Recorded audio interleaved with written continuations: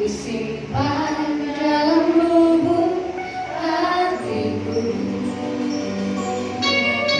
Setiap masa lewati setiap masalah dan tetes air mata dalam hidupku. Amin. Janjimu menopang hidupku. Amin. Dalam setiap waktu penolongku yang aku percaya. Mari ucapkan syukur yang keluar dari dalam hati kita. Sama-sama katakan, terima kasih buat kasih setiamu. Penyertaanmu sempurna Tuhan, penyertaanmu sempurna. Janjimu tak pernah terlambat menolongku.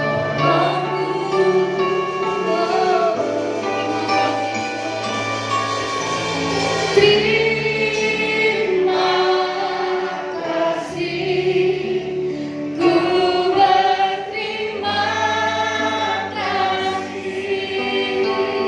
Amin. Buat kasih setiamu di dalam hidupku. Mari lebih lagi sama-sama katakan setiap janjimu. Setiap janjimu Tuhan, ku simpan dalam lubuk hatiku. Lewati setiap masalah, lewati setiap masalah dan tetes air mata dalam hidupku.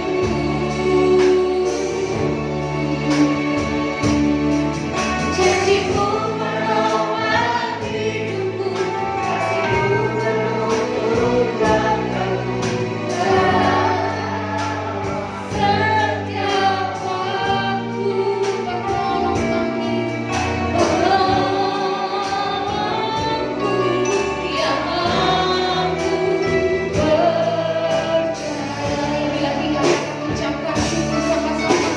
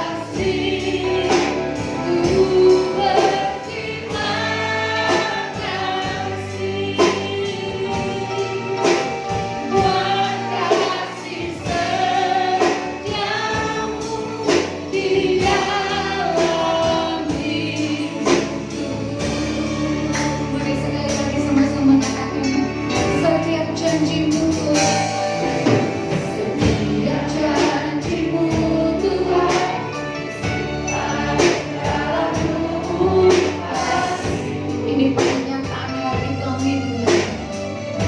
Kami mau lebih bersyukur karena kami punya Allah yang selalu menuntut kami di setiap musim. Kami bersyukur. Amin.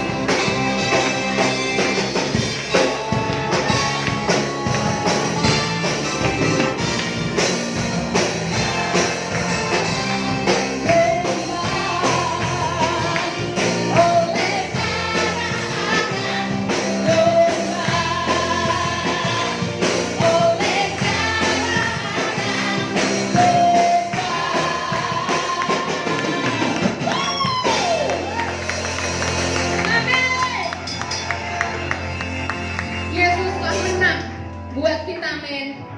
Yesus telah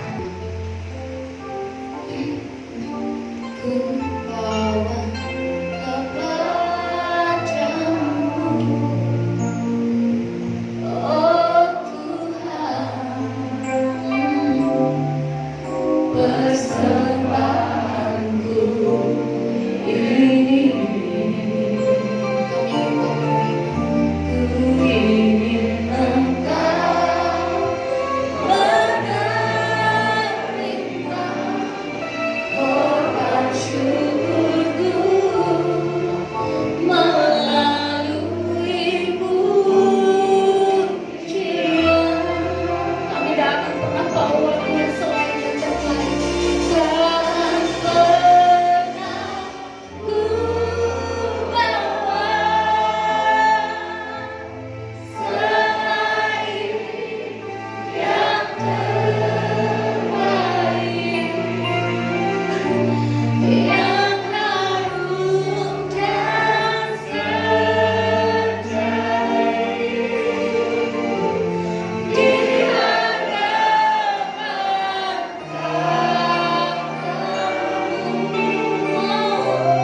Yesusku terima persembahanku ini, kami ingin Kau menerima. Ku ingin Engkau menerima korban syukurku melalui pujian. Sama-sama katakan, takkan pernah ku bawa selain yang terbaik, yang harum dan sejati di hadapan tatamu. Yesusku terima korban syukurku ini, yang mengalir di hatiku.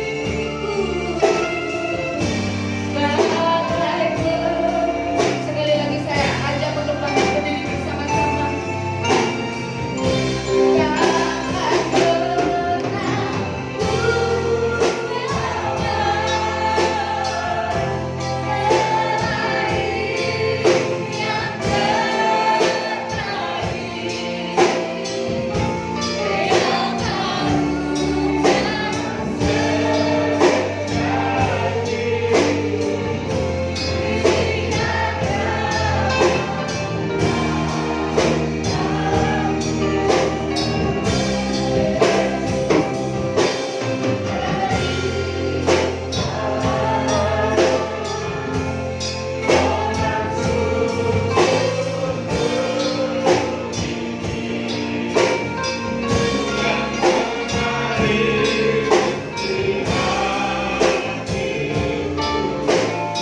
sejati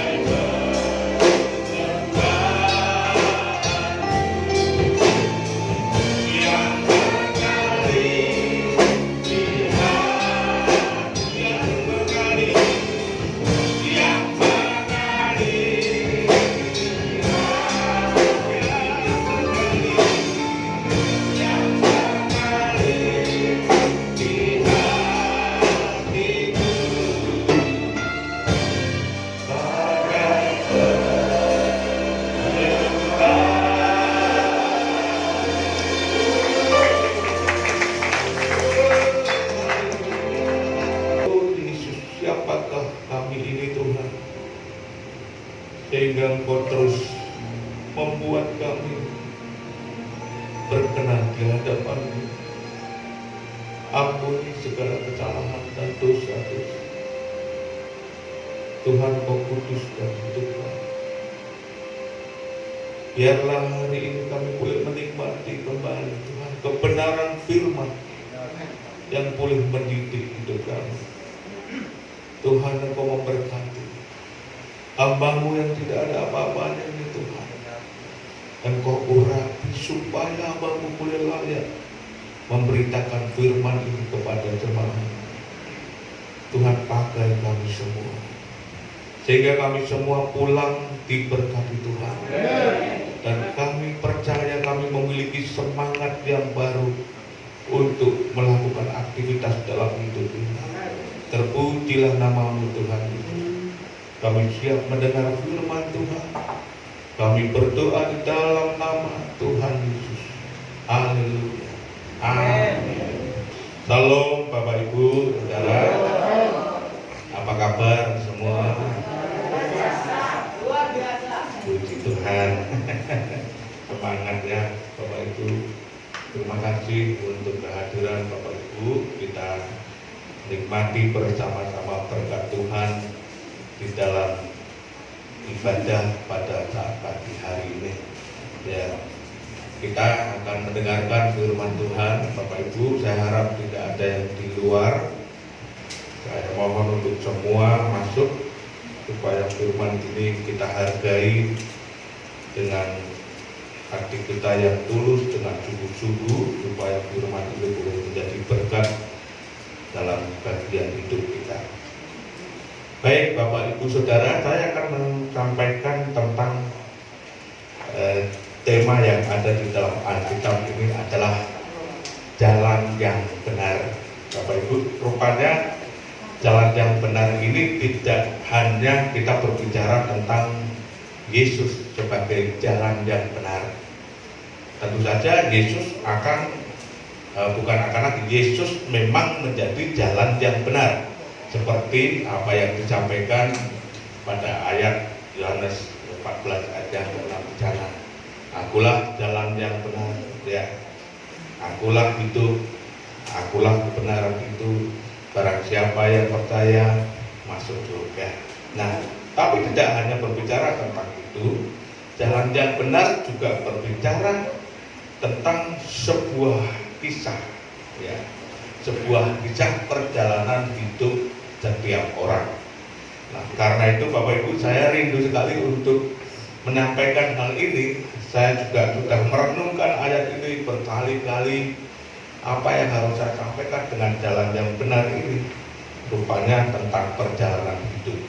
Saudara, kita akan simak ya, Bapak Ibu Saudara. Mari kita buka bersama-sama satu ayat yang ada di dalam Injil Matius pasal yang ke-7 ayat yang ke-12. Ya. Injil Matius pasal yang ke-7 ayat yang ke-12.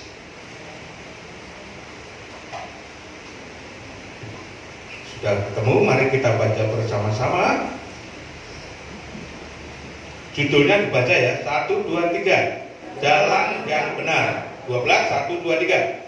Segala sesuatu yang kamu kehendaki supaya orang perbuat kepadamu, perbuatlah demikian juga kepada mereka. Itulah isi seluruh hukum Taurat dan kitab para nabi. Amin. Sekali lagi saya bacakan, Bapak Ibu dengarkan baik-baik ayat ini. Jadi tidak sepintas saja kita lalui, ya. Saya akan bacakan ayat ini, Bapak Ibu dengarkan dengan jelas, ya.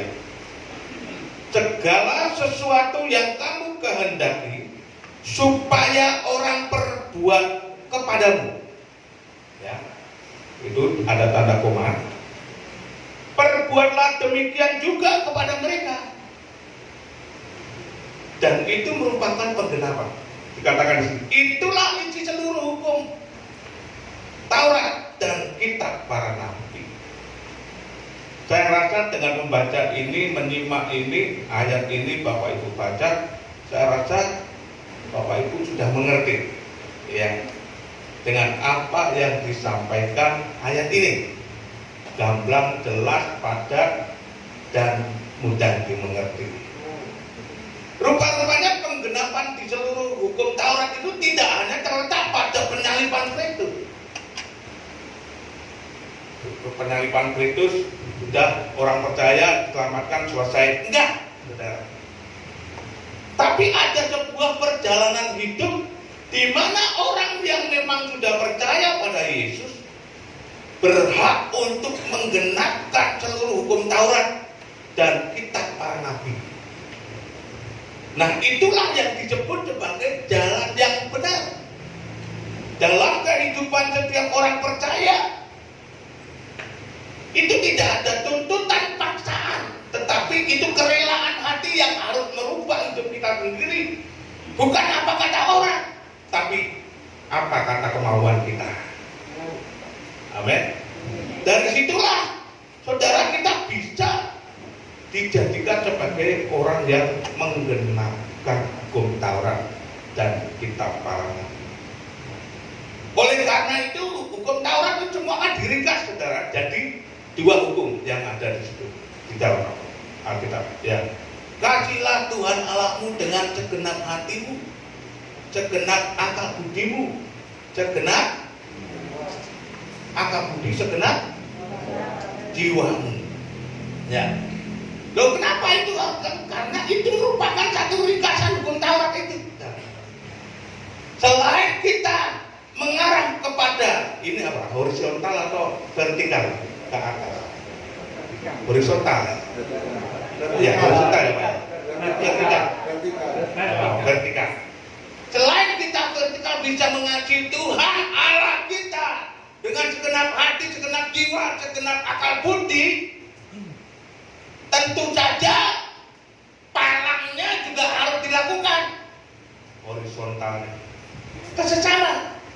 Maka dari itu untuk menggenapi hukum Taurat ini juga, saudara, kita harus juga melakukan mengasihi sesamamu seperti dirimu sendiri. Mengerti?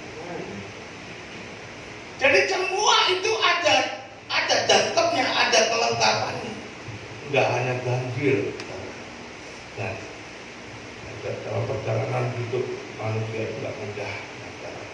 Sekarang ketika hukum Taurat itu menjadi ringkas untuk mengasihi Tuhan dan mengasihi sesamanya, itu kita sudah menutup penggenapan hukum Taurat. Nah, saudara, apa selama ini kita bisa mampu seperti itu? Tentu saja kadang kita melihat dalam situasi setiap orang melakukan hal seperti itu memang susah. Nah, saya ingin membagikan dalam beberapa hal, masih dalam tahap karakter, ya saudara, dalam tahap karakter penting. Dalam prinsip kita mengikut Tuhan itu sebenarnya semua kuncinya adalah dari karakter. Kuncinya dari karakter. Sehebat apapun kita, seolah-olah kita bisa melayani Tuhan sehebat apapun kamu, tapi kalau karakter kita juga nggak beres. Nah, saudara periksa sendiri apakah itu berkenan di hadapan kita. Sehebat apapun kita berkhotbah, tapi kalau karakternya masih belum beres, apakah kita merenungkan apakah itu masih berkenan di hadapan kita. Kunci kehidupan yang bisa membawa kita kepada kekudusan adalah karakter. Nah, saudara kekasih Tuhan, mari kita kupas bersama dalam ayat ini. Segala sesuatu yang kamu kehendaki supaya orang perbuat bagimu, perbuatlah demikian juga kepada mereka. Itulah isi seluruh hukum Taurat dan kitab para nabi. Saya akan bercerita mulai sekarang. Saudara, saya menguraikan sebuah cerita tentang Daud. Saudara, dengan hal apa Daud ini dianggap sebagai orang berdosa? Saudara, karena Daud jatuh di dalam perzinahan. Betul? Dengan siapa? Batseba. Awal-awalnya mulai mata melihat, cantik, pahenol, saudara ya, rambutnya paras, lalu juga melihat, semuanya melihat. Lalu Daud mulai curi waktu untuk mengintip. Matanya mulai berjinak. Firman Tuhan berkata, "Jika kamu memandang wanita terlalu lama, engkau berjinak di dalam hatimu." Jadi mulai mengintip, dicuri waktu, curi waktu. Begitu dia melihat tatapan sebelah, Bathsheba itu kok sedang mandi. Nah, dicuri waktu lagi. Mandi. Lalu dia intip Bathsheba itu sedang mandi. Begitu Bathsheba itu melakukan permandian, Bathsheba itu sedang mandi, mata Daud sudah mulai berkunang-kunang. Sudah nggak hijau lagi, nek hijau masalah duit. Ya kan? Lah iki nek wedok masalah apa? Masalah gambare jambu motone. Wow! Hebat Bathsheba, luar biasa Bathsheba. Itu tuh Bathsheba ini menarik perhatian Daud. Tiba-tiba dia mencuri waktu ketiga kalinya untuk datang ke kamarnya. Kamar datang pada pasukannya, enggak lalu masuk. Bathsheba kata, "Hah? Ada apa kesini?" Gitu. "Oh enggak, engkau sungguh cantik. Bukankah Daud ini seorang raja yang harus jadi panutan untuk negerinya?" Tetapi Daud mengalami kelemahan yang namanya perempuan itu. Lalu Bathsheba dengan tampang, "Aku sudah bersuami. Suamimu?" "Ya, aku tahu suamimu namanya Uria kan?" "Iya, jangan raja. Aku nggak kayak dan sebagainya." Wah, nggak mau tahu karena sudah matanya penuh perjinahan, terus langsung ditubruk aja Bathsheba. Sehingga Bathsheba ini hamil. Bathsheba hamil. Lalu Daud karena ingin Bathsheba ini jadi istrinya, dia suruh suaminya untuk maju ke depan memimpin barisan Israel. Tujuannya apa? Tahu? Supaya suaminya terbunuh, lalu Bathsheba diambil sebagai istri. Jahat kan? Jahat. Apa yang dilakukan Daud? Seperti ini ayat. "Segala sesuatu yang kamu kehendaki supaya orang perbuat bagimu, perbuatlah demikian." Tapi Daud melakukan apa yang tidak baik di hadapan Tuhan. Ya, akhirnya Uria itu mati. Nah, Bathsheba menjadi miliknya. Jahat sekali. Nah, padahal dia raja. Tetapi apa sebaliknya, Tuhan punya rencana. Apakah Tuhan hanya berdiam gitu aja? Dia membunuh Uria, lalu dia mengambil Bathsheba sebagai istrinya. Apakah Tuhan berdiam begitu aja? Apa yang diperbuat Daud untuk orang itu, Tuhan balas. Tuhan balas. Lalu datanglah Nathan kepada Daud untuk memperingatkan, "Kamu sudah jatuh dalam perzinahan, kamu membunuh suaminya, kamu tidak layak jadi raja. Berapa Tuhan akan diambil dan bantu takut." Oh Tuhan, saat itu juga dia sadar.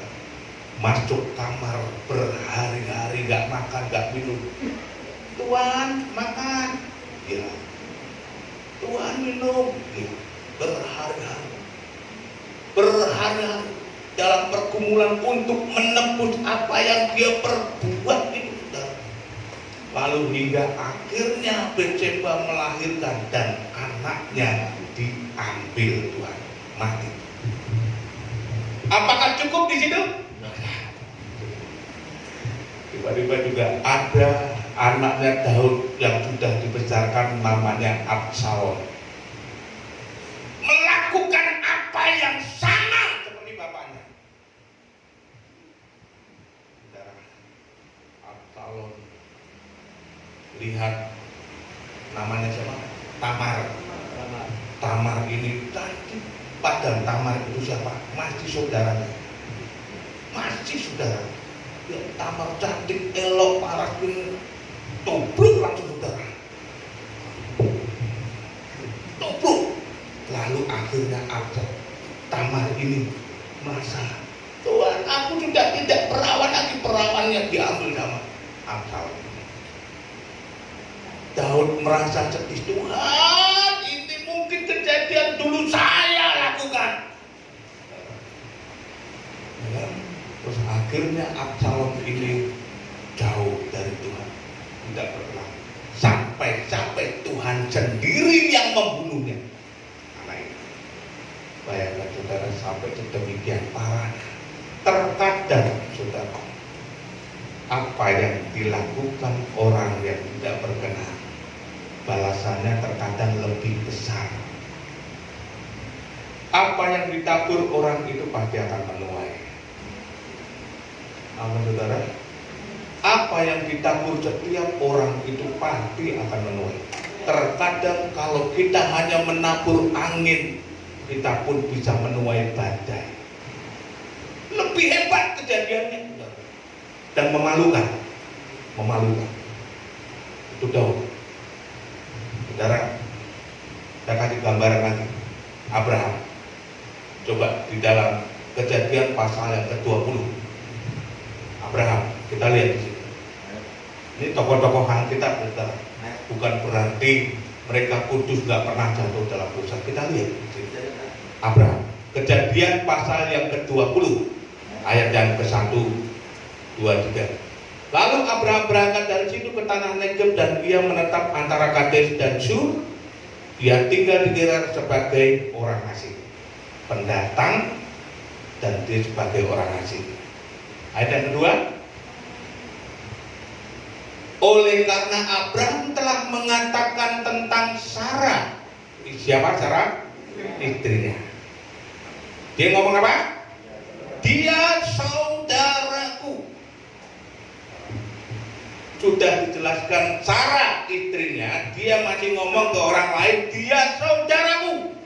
Ayo saudara, seandainya di sini Bu Atik sama Pak Mul ngomong, oh kuwi dulurku, oh aku gak disikat sama Bu Atik. Ya. Tidak bisa. Ini Abraham juga kejadian yang sama, saudara. Sudah melihat, dia saudaraku, bukan apa-apanya. Dia bukan istriku, dia juga bukan pasanganku. Nah, saudara. Maka Abimelek raja Gerar menyuruh mengambil Sarah. Bayangkan, hampir saja istrinya Sarah itu mau diambil karena suaminya ngomong dia saudaraku. Nanti kalau yang muda-muda, kalau sudah menikah, jangan menyangkali istrinya atau suaminya. Nek wis entuk elek ya wis ora apa-apa, disyukuri. Aja irungi pesek ya ora apa-apa. Disyukuri sing penting dhewe istriku yang setia, suami yang setia, enggak apa-apa. Ya, dan disyukuri. Jangan sampai seperti Abraham ini. Ini apa akibatnya? Abraham itu bisa mengatakan seperti ini, dan karena dia memang takut kalau nanti jangan-jangan aku dibunuh sama orangnya Abimelek, maka dia ngomong, kenapa kok Abraham adalah alasan? Karena Sarah itu cantik, Sarah itu cantik. Sebenarnya dalam batinnya Sarah istrinya itu mangkel sama Abraham, mangkel. Kok iso sih Pak, aku mbok waras dulurku ya apa nek aku sampai dipek bojomu yo piye? Apa gak nyesel? Nah, mangkel, saudara.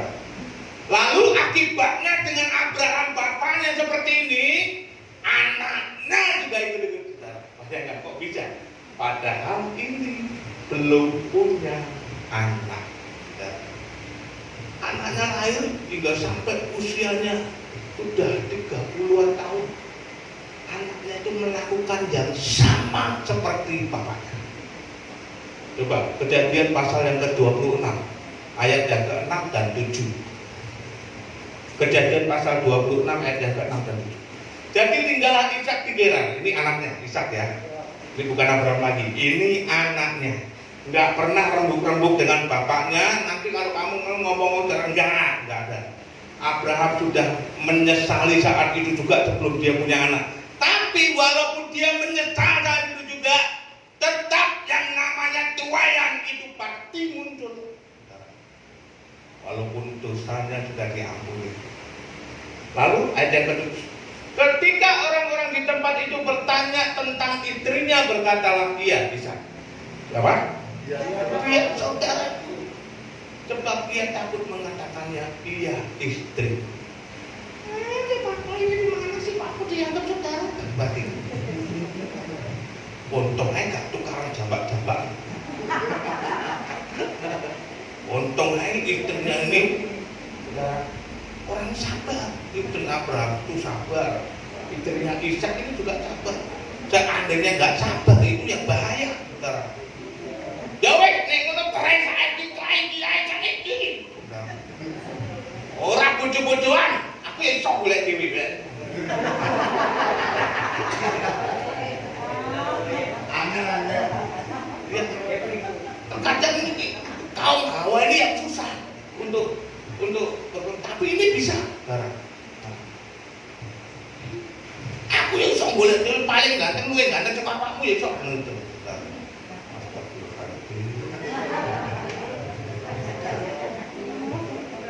Abraham menuai, anaknya juga melakukan hal yang sama tanpa rembuk-rembuk sama bapaknya. Apa yang ditabur orang itu menuai. Amin saudara.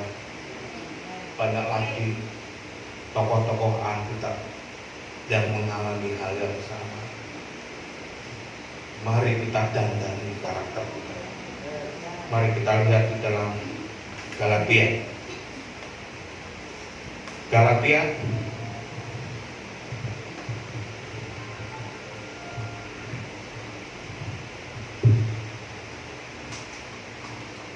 pasal yang ke-6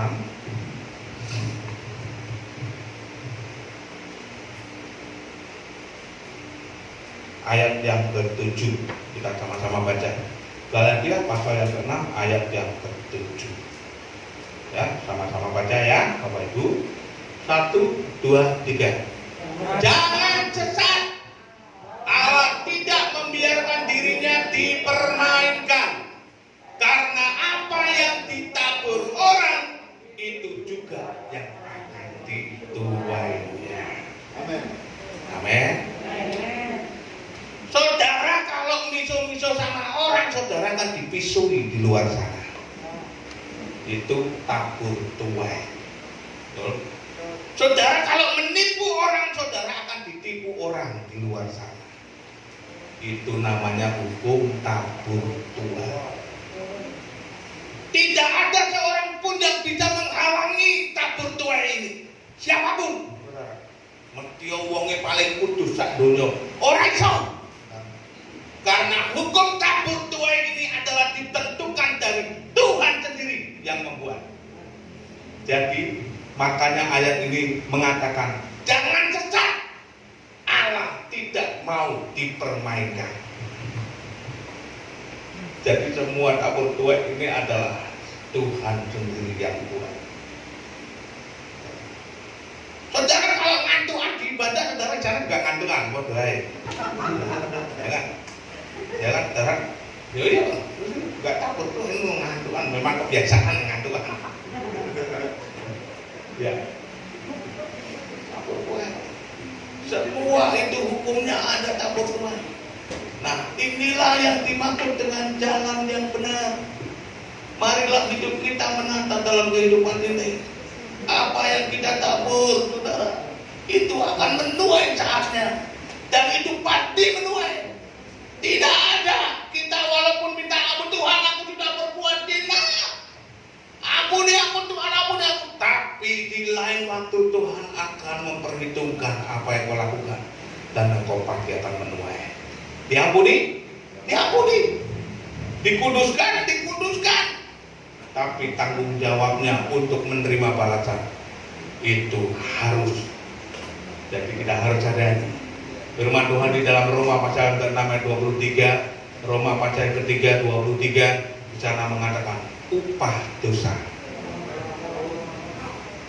Namanya upah berarti harus diberikan atau enggak? Harus diberikan, harus diterima. Itu upah. Terima duit ngono enak. Nah, ini terima upah itu, soalnya kalau ngopo.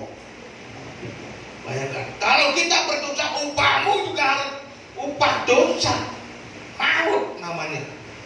Maut untung-untung kita nggak bisa, untung-untung kita belum dipanggil Tuhan. Kalau maut itu sampai dipanggil Tuhan, dicabut nyawanya kita. Nah saudara, nah ini yang bahaya. Kalau manusia yang masih ngomong gitu ngatain, oh tak dongakno awakmu ben nyawamu mumbul nganggur. Oh apa peduli itu masih manusia. Tapi kalau Tuhan yang sudah mengajarkan lalu kita lalai, bisa jadi kehidupan manusia itu nggak awet. Karena makanya kita harus melakukan hal yang sungguh-sungguh berkenan. Hari demi hari apa yang kita lakukan, ayo kita berbuah di dalam hidup ini. Buah-buah pertobatan itu muncul. Amin. Buah-buah pertobatan, ada kasih, ada kelemah lembutan, kesabaran, kasih mesra. Saudara, kita lakukan. Supaya kenapa Tuhan kasih buah itu? Supaya kita tidak melakukan apa yang kita kabur dan menuai sesuatu yang kita mau. Itulah jalan kebenaran. Saudara, sudah enggak lagi. Banyak orang merasa kebiasaan itu menjadi penyakit. Kebiasaan kalau terus dilakukan kan itu menjadi penyakit. Sama seperti penyakit kanker yang tidak bisa disembuhkan atau dijinakkan. Kanker yang benar seperti itu. Walaupun di skemo, walaupun cuci darah, walaupun sudah dioperasi, diambil dia tetap kemo. Saudara, saya punya teman namanya yang di Krian ini adalah hamba Tuhan. Dia kena kanker cervix, saudara. Kita doakan, sembuh, saudara, merasa sembuh, dan pergi ke dokter dinyatakan, wah sudah kankernya hilang, puji Tuhan. Tinggal kemo aja Pak. Kemo darah, kemo tiap hari kemo, sampai rambutnya botak, wong itu kan, rambutnya kecuplis, botak itu pauga gitu kan. Nah, gundul sebentar, nggak botak tapi gundul kan. Waduh, kalah ya. Di kemo lagi, ribut kan. Dokter ngandung, sudah dok kan sudah hilang. Oh masih kemo, wah kemo lagi kan. Rasanya dokter pun nggak meyakin kalau kanker cervixnya itu secara terjadi hilang. Nah, jadi di kemo sampai inna ilahi wa inna ilaihi raji'un. Bayangkan, kebiasaan orang bisa menjadi penyakit yang tidak bisa disembuhkan. Karena itu belajarlah untuk kebiasaan itu direda menjadi minim dan minim dihilangkan. Amin. Supaya kebiasaan itu enggak terus kita lakukan, sehingga sampai menjadi penyakit yang menular. Kebiasaan itu ada arti menjadi penyakit yang menular, Bapak Ibu. Walaupun tidak sama seperti kanker, mungkin dia seperti HIV. Benar, penyakit menular kok bisa Pak? Saudara, kalau saudara kebiasaannya suka gosip, singkatannya apa? Digosok sama bensin, betul? Menular nggak? Menular nggak?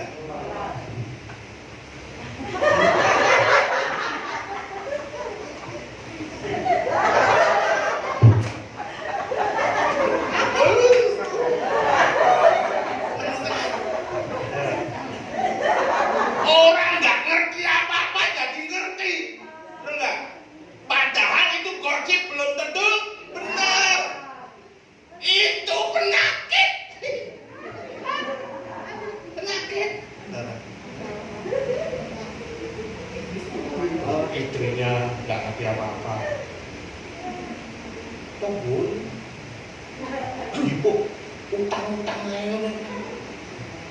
Ya bener mah. Urusane dhek sing bayar kan dudu awake dhewe ya. Akhirnya iya yo.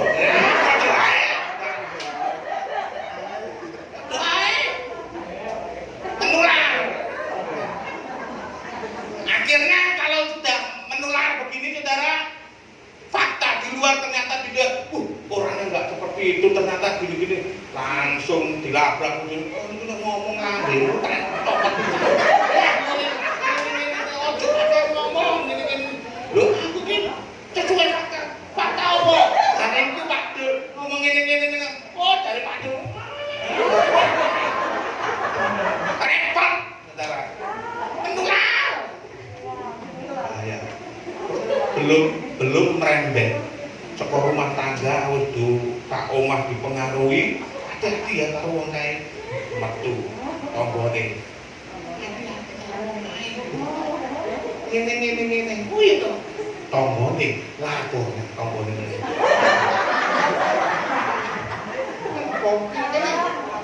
Lapor meneh karo tanggane kok paraden to men. Arep ngomong wedi brengos sing boleh. Pak, arep ngomong boleh. Ngomong apa? Oh, ngawur waktu. Baru kena batunya. Waktu saat orang-orang yang model seperti ini pasti kena batunya. Nggak lolos, bukan lolos, tapi kena batunya. Itu pasti. Karena apa yang ditabur orang pasti. Lalu tidak hanya itu saudara, ketika pengaruh-pengaruh itu menjadi penyakit dan di sana sudah mulai ngomongkan orang ini nggak benar apa ini. Akhirnya gosip itu balik, nggak benar. Dia menuai, namanya sudah gelap, wibawanya sudah nggak ada, irungnya sudah ono, rupanya kayak bisa kita sadari hal ini jangan sampai terjadi. Mari kita hidup dalam jalan yang benar, supaya tidak menjadi kebiasaan dan menjadi penyakit. Katakan diri kananmu, kebiasaan itu menjadi penyakit. Yang biasanya kebiasaan ngantuk, penyakitnya ngantuk. Kebiasaannya makan akeh, penyakitnya makan akeh. Jadi menjadi penyakit. Jangan menjadi penyakit. Kalau sudah menjadi penyakit susah disembuhkan. Saudara, orang yang punya kebiasaan yang menjadi penyakit itu susah disembuhkan. Saudara, walaupun dihadang 5 tetap gak ngaku. Kamu ngomong gini ya? Enggak ngomong ngono gini. Lah kamu dituduh karo wong 5 ae diyakini. Masa kowe ngomong ngene ya bener. Enggak ngomong ngono, cuma ngomong ngene. Bae. Penjelasan iki bengkak-bengkokno supaya melindungi dirinya. Padha ae namanya kebiasaan enggak baik. Kalau orang sampai ketemu orang marah gitu, nggak sabar. Amin, saudara. Mau diberkati Tuhan? Mau? Tabur tuai itu pasti. Bahkan kalau kita menabur hanya angin, kita menuai badai. Angin kecil bisa menuai badai. Jadi artinya apa yang kita lakukan kecil, perkara kecil, tapi itu kita lakukan dengan kebiasaan kita, perkara kecil yang jelek, tapi kita bisa menuai perkara besar yang jelek. Itu bisa membinasakan kita. Amin Bapak Ibu. Mari kita lakukan perjamuan kudus ini dengan hati kita siapkan hati kita, hidup kita, dan mengatakan kepada Tuhan, katakan kepada Tuhan, Tuhan, aku nggak mau kebiasaan yang buruk terjadi pada diriku. Aku mau mengucapkan hal-hal yang benar. Aku mau punya kesabaran. Aku rindu menjadi orang yang murah hati. Aku rindu menjadi orang yang lemah lembut. Karena perkataanku mulai tak jaga. Aku nggak mau kasar dengan suami, nggak mau kasar dengan istri. Aku mau anak-anakku juga sama seperti aku, memiliki kebiasaan yang baik. Saudara, Aku mau keluargaku ini diselamatkan dari kebiasaan yang buruk dan menjadi kebiasaan yang baik. Karena aku percaya hukum tabur tuai, apa yang aku tabur pagi aku menuai. Saudara, mari kita siapkan hati kita untuk menerima perjamuan kudus ini. Oh haleluya, buka hatimu, buka hatimu. Ku telah mati dan tinggalkan. Buka hati. Cara hidupku yang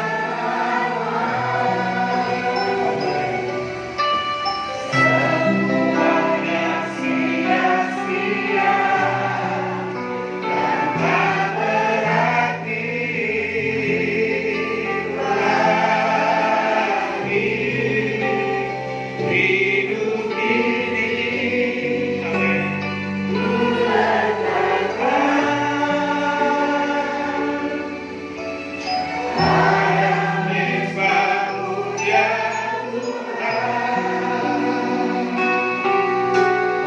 Jadilah padaku seperti yang baik. Mari Bapak, jangan menjadi kebiasaan yang buruk, tinggalkan. Dan saudara sudah mengalami baptisan, itu tanda engkau sudah menguburkan manusia lama. Kebiasaan-kebiasaan yang dulu kamu lakukan tidak lagi muncul bersama Yesus. Dan kita bangun dalam baptisan itu, kita bangun bersama Yesus. Pertanda bahwa hidupmu adalah hidup yang baru, mengenakan manusia baru. Hingga kita lakukan sebagaimana kita menjadi manusia yang baru, hidup dalam kebenaran, berbuah-buah dalam pertobatan, kasih dan persaudaraan yang mesra. Kekuatan iman selalu ada dalam diri kita sebagai manusia yang baru.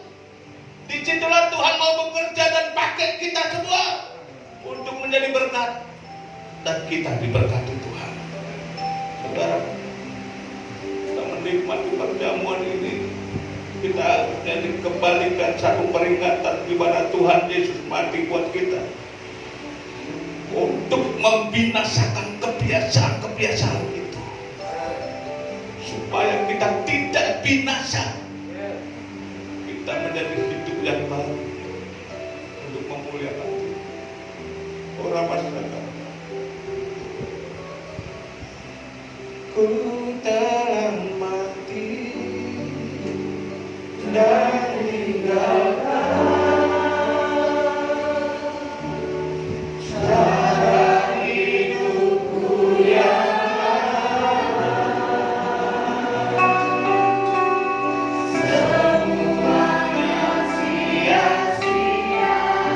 Dan mengundangmu untuk yang bertugas perjamuan kudus.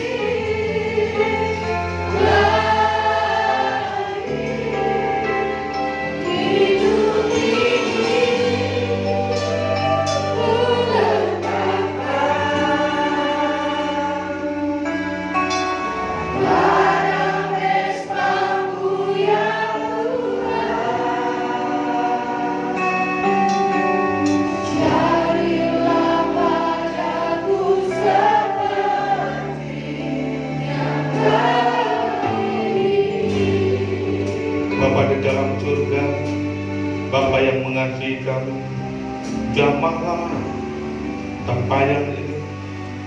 Ada roti dan anggur yang akan dibagikan. Berkati roti anggur ini, urapi, jamah, sehingga setiap orang yang memakan dan meminumnya akan mengalami kuasa Tuhan untuk memberkati perjamuan pada pagi. Dalam nama Tuhan Yesus. Amin.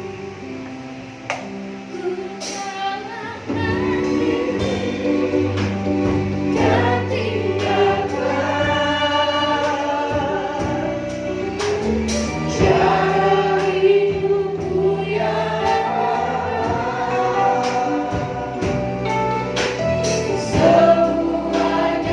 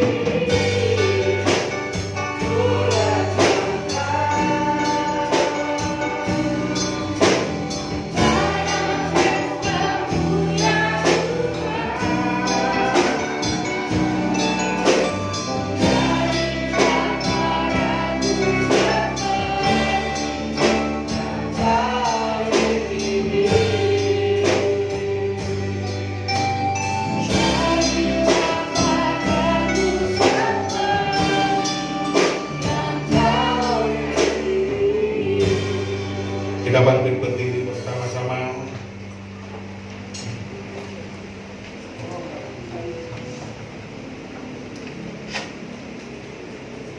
Sebelum kita memakan dan meminum roti dan anggur, kita baca apa yang menjadi ayat. Bacalah dalam hatimu.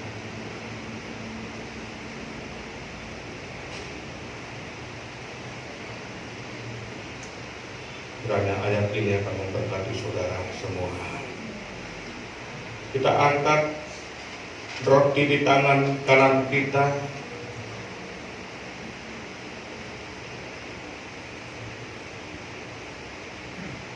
Sebelum kita makan roti ini, berdoalah supaya roti ini memberkati hidupmu.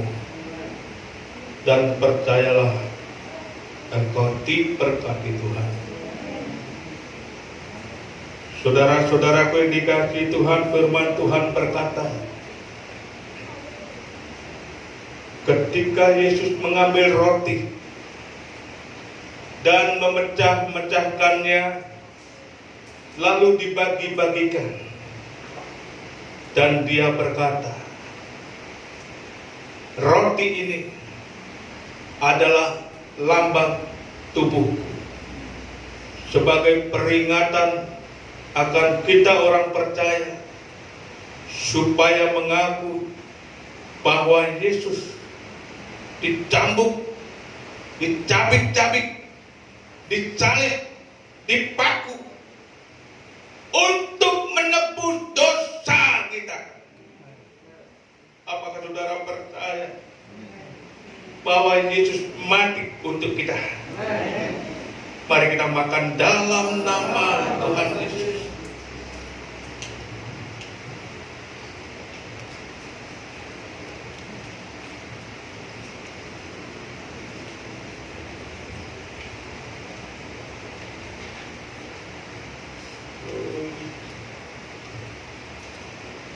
Kita ambil anggur, kita buka dan angkatlah anggur ini di tangan kananmu yang paling atas.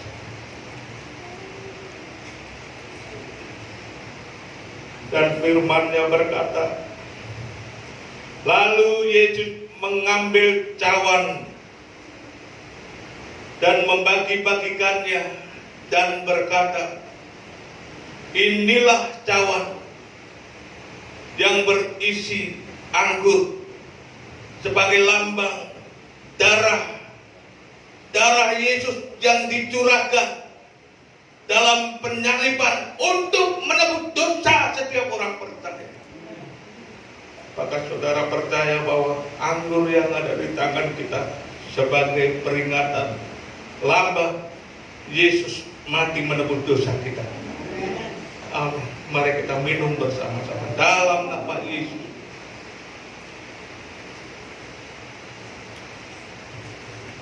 Oh, haleluya. Mari sembah Tuhan. Buka hatimu. Datang kepada Yesus dengan sungguh-sungguh. Buka hatimu lebih lagi. Sembah Dia. Oh, lama-lama.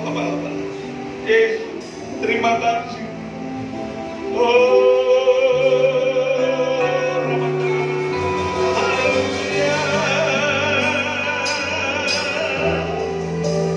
Mengucap syukurlah Yesus sudah menebus dosa kita. Yesus mengkuduskan hidup kita. Haleluya. Terima kasih Tuhan. Haleluya. Haleluya. Sembah.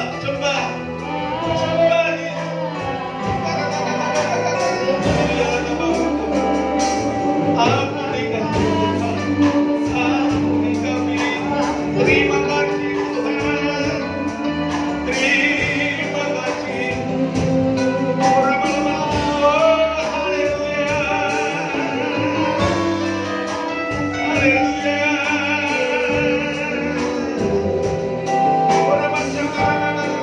Haleluya.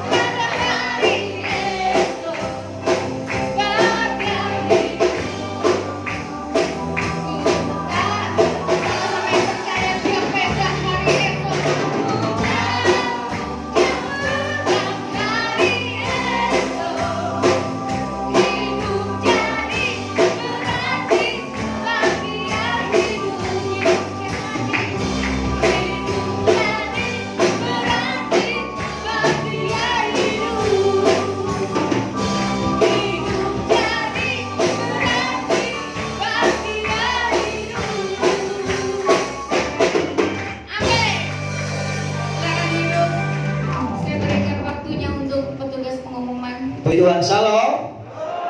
Diberkati. Ya kan Katakan kiri kanan, saya diberkati, kamu diberkati. Katakan semua ya. Ya, puji Tuhan ya, kita diberkati semuanya. Ya, kita bersyukur kepada Tuhan Yesus yang sudah memberkati kita 1 minggu. Kita sudah melewati ya. Dan puji Tuhan, kita kembali beribadah. Saya melihat banyak jiwa-jiwa yang baru. Dan saya percaya 1 minggu ke depan kursi yang kosong masih banyak. Kursi di luar juga masih banyak. Dalam nama Yesus akan terisi oleh orang-orang yang luar biasa dipakai Tuhan. Puji Tuhan. Terima kasih kepada Bapak Gembala yang sudah melayani. Kiranya Tuhan berkati dan pelayan Tuhan, musik, keyboard, bass, drum, gitar, dan well singer, LCD penerima tamu, dan persembahan, dan seluruh pengurus yang mengambil bagian dalam pelayanan. Kiranya jeripayanya Tuhan memberkati. Dan jemaat Tuhan yang sudah agak merasa capek naik tangga, kiranya Tuhan Yesus memberikan kekuatan, kesehatan, bahkan berkat-berkat yang luar biasa terlibat dalam kehidupan kita. Amin. Ya, puji nama Tuhan. Pengumuman dalam minggu sepekan ini, Bapak Ibu, nanti sore kita ada ibadah Zoom. Ya, ibadah kedua, Harvest Ministry masih dalam keadaan online. Karena mengingat juga tempatnya masih belum, mungkin Tuhan menyediakan yang lebih luar biasa. Haleluya. Jam 4 sore Bapak Ibu nanti kita akan membagikan link, dan Bapak Ibu bisa bergabung. Kita kembali lagi akan dilawat oleh hadirat Tuhan, dan ada hamba-hamba Tuhan yang akan memberkati kita lewat kebenaran firman Tuhan. Dan khususnya kaum pria, besok Senin di cancel dulu, diadakan hari Senin depan tanggal 11. Mengingat karena Bapak Gembala dan tim dari Harvest Ministry pergi pelayanan keluar kota. Jadi kami dan saya sendiri mewakili minta maaf sebesar-besarnya kepada kaum pria yang sudah mempersiapkan diri untuk datang. Kita kembali hari Senin tanggal 11. Setuju? Ya, puji Tuhan. Dan hari Rabu jangan lupa kita dilawat Tuhan oleh ibadah doa puasa. Ayo Bapak Ibu yang dekat, yang jauh merapat, yang merapat semakin lebih dekat lagi di hadapan Tuhan. Kita akan dilawat oleh penyembahan, oleh pujian, terlebih-lebih firman Tuhan. Amin. Jam 6 sore jangan lupa. Ingatkan satu dengan yang lain. Suami istri ingatkan, ayo datang. Ya, yang anak-anak ingatkan bapak mamanya, dan mama-mama dan bapak-bapak ingatkan anaknya, ayo datang di hadirat Tuhan. Dan kita kembali lagi hari Jumat, ada doa malam di tempat ini juga Bapak Ibu, jam 6 sore. Kita kembali lagi dilawat oleh penyembahan, oleh pujian, terlebih firman Tuhan yang mengambil bagian dalam pelayanan. Ya, kalau seandainya jemaat Tuhan rindu untuk melayani, silakan. Ini bukan punyanya pelayan Tuhan, tapi punyanya kita bersama. Ada amin. Puji Tuhan. Jam 6 sore datang di tempat ini. Yang jauh, yang dari timnya Pak Marmo, nggak apa-apa datang. Kita sama-sama memuji Tuhan. Puji Tuhan. Dan hari Jumat, hari Sabtu maaf, ada youth di tempat ini jam 6 sore. Di youth banyak program yang kita sudah buat, dan mungkin di awal minggu Oktober ini akan diadakan beberapa program itu. Dan bagi ya, rekan-rekan anak-anak muda yang masih sehat, jasmani dan rohani masih kuat, ayo datang gabung dengan tim Harvest Ministry Surabaya bersama dengan Pak Yohan sebagai Ketua Gembala Pemuda. Bergabung supaya kita dilatih, diperlengkapi oleh pelayanan-pelayanan kita dan oleh juga kebenaran firman Tuhan yang melayani. Jam 6 sore ya, Bapak Ibu diajak anak-anaknya, didorong, diberitahukan. Dan seperti biasanya hari Minggu, kita akan kembali di tempat ini jam 7. Teng, tidak lebih, tidak kurang. Puji Tuhan, tadi pas, tidak kurang, tidak lebih, jam 7 dimulai. Itu karena karunia Tuhan kepada kita. Amin ya. Jadi pelayan-pelayan Tuhan yang sudah terjadwal diharapkan mempersiapkan diri 2 hari, 1 hari sebelum pelayanan diinformasikan jika berhalangan. Ya, berpakaian rapi dan sopan, datang di hadapan Tuhan. Ya, puji Tuhan. Pengumuman tambahan, GGP Harvest Ministry telah membuka KBM STT Abdi Gusti Nganjuk yang diketuai oleh Bapak Gembala sendiri. Di situ ada dua program, ada S1 dan S2, prodi ada PAK dan teologi. PAK ini pendidikan agama Kristen, ada teologi dan ada STH juga pendidikannya. Jadi Bapak Ibu jangan lihat dalam umur tua mudanya. Kalau seandainya Bapak Ibu rindu untuk diperlengkapi dalam pelayanan, bisa juga dalam keluarga, dalam pekerjaan. Silakan bisa menghubungi saya sendiri, nama saya Mesa. Bisa menghubungi lewat telepon, lewat pribadi. Ya, Bapak Ibu ya. Ada dua, S1 dan S2, dan ada juga PAK dan teologi. Jika Bapak Ibu rindu menanyakan, pengen tahu bagaimana persyaratannya, bisa menghubungi saya. Dan satu lagi, Harvest Ministry akan mengadakan baptisan, ibadah baptisan dalam bulan Oktober ini. Bagi Bapak Ibu, kenalan Bapak Ibu, tetangga Bapak Ibu, kerabat, bahkan keluarga sekalipun, kalau seandainya belum dibaptis, kita siap melayani, mengadakan ibadah baptis. Bisa mendaftar kepada saya dan kepada tim Harvest Ministry terdekat. Terima kasih, Tuhan memberkati. Shalom, salam misi. Oh iya, maaf ya.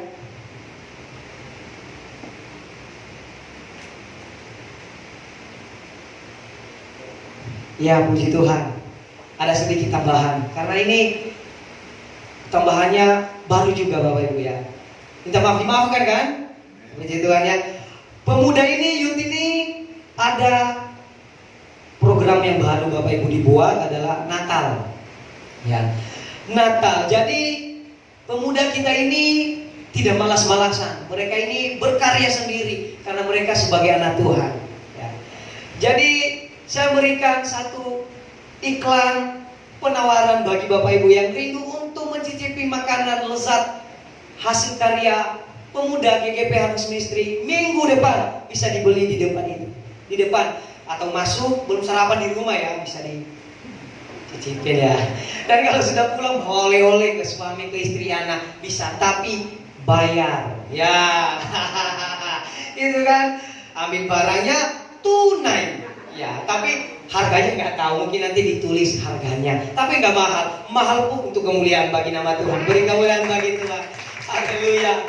Dan satu lagi saya orangnya lupa Bapak Ibu. Ya, Harvest Ministry sudah mencetak baju, kaos. Jadi harganya 60.000 Bapak Ibu. Di depan ada logo, di belakang ada logo mengasihi tanpa. Sekali lagi jemaat Tuhan mengatakan. Ya. Jadi kalau seandainya Bapak Ibu pengurus jemaat Tuhan bisa memesan lewat saya dan lewat pengurus terdekat. Ya. Bisa Bapak Ibu, harganya 60.000 saja. Ya. Untuk memperluas pelayanan kerajaan Tuhan. Terima kasih, Tuhan Yesus memberkati. Shalom, salam misi.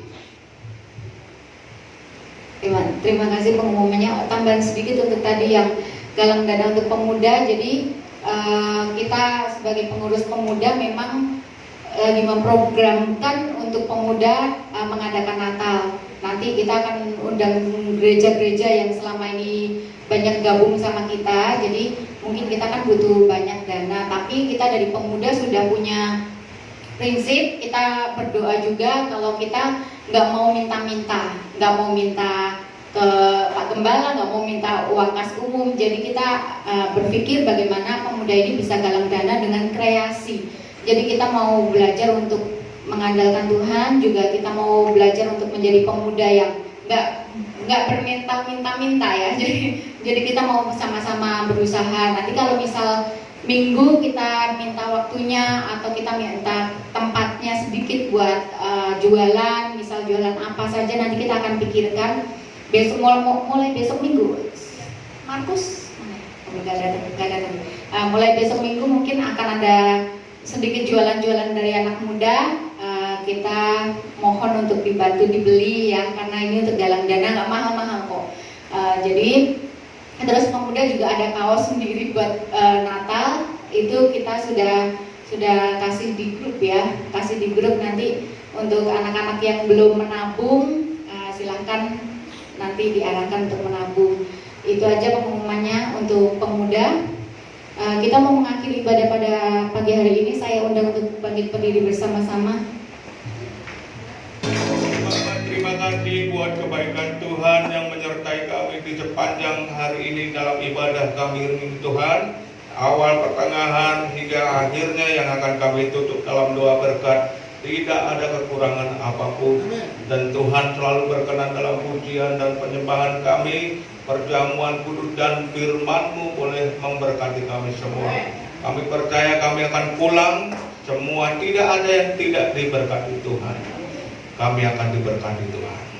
Mari Bapak Ibu Saudara, angkat kedua tanganmu, buka hatimu, pandang Yesus yang memberkati kita pada saat ini, pagi hari ini, supaya dalam aktivitasmu disertai dan diberkati Tuhan. Terimalah berkat ini. Haleluya, haleluya, haleluya. Saudara-saudaraku, pulanglah dengan membawa berkat kasih karunia dari Bapa. Pulang dengan membawa berkat cinta kasih Yesus. Pulang dengan membawa berkat penghiburan, pertolongan dari Roh Kudus. Di dalam pertolongan Roh Kudus, dalam persekutuan yang kudus, yang diberkati pada pagi hari ini. Terimalah berkat ini, diberkati keluargamu, pekerjaanmu diberkati, usahamu diberkati, anak-anakmu diberkati, dan segala apa yang kau lakukan diberkati, pelayananmu diberkati Tuhan, dan berkat terus melimpah dalam tiap kehidupanmu sampai selama-lamanya. Dalam nama Tuhan Yesus semua yang percaya.